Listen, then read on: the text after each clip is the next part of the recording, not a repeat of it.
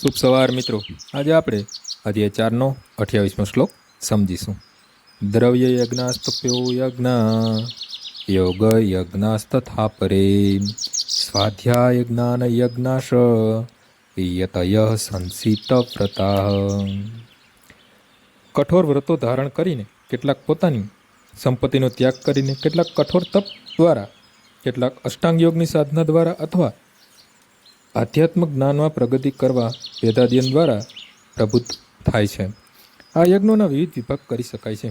ઘણા મનુષ્યો વિવિધ પ્રકારના દાન કરીને પોતાની સંપત્તિ સમર્પિત કરે છે।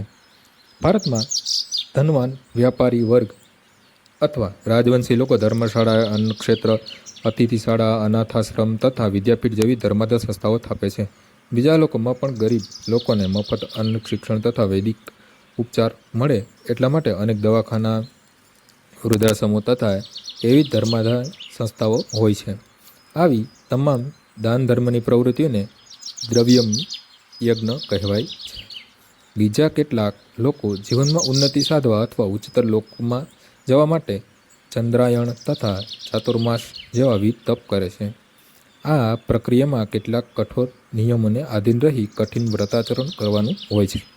ઉદાહરણાર્થ, ચાતુર્માસ વ્રતમાં વ્રત કરનારા વર્ષના 4 માસ જુલાઈથી ઓક્ટોબર વાળ કપાવતા નથી, કેટલાક ખાદ્ય પદાર્થ ખાતા નથી, દિવસમાં 2-4 વાર ભોજન કરતા નથી અથવા ઘર છોડીને કશે જતા નથી।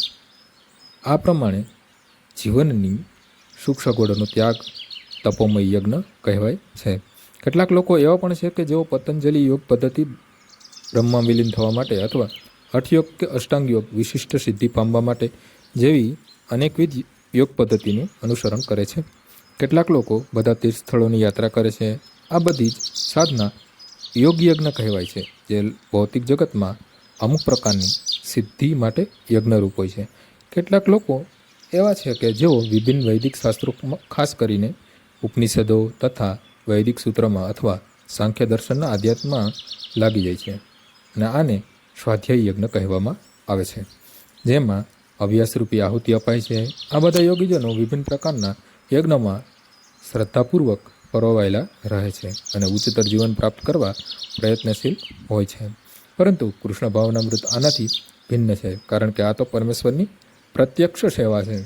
ઉપરોક્ત કોઈપણ પ્રકારના યજ્ઞ દ્વારા કૃષ્ણ ભાવનામૃત પામી શકાય નહીં, પરંતુ તે ભગવાન તથા ભગવદ્ ભક્તોની કૃપાથી જ પ્રાપ્ત થાય છે। તેથી કૃષ્ણ ભાવનામૃત દિવ્ય છે। આજનો શ્લોક અહીં પૂર્ણ થાય છે। આવતીકાલે ફરીથી સવારે 6 વાગ્યે મળીશું। જય શ્રી કૃષ્ણ।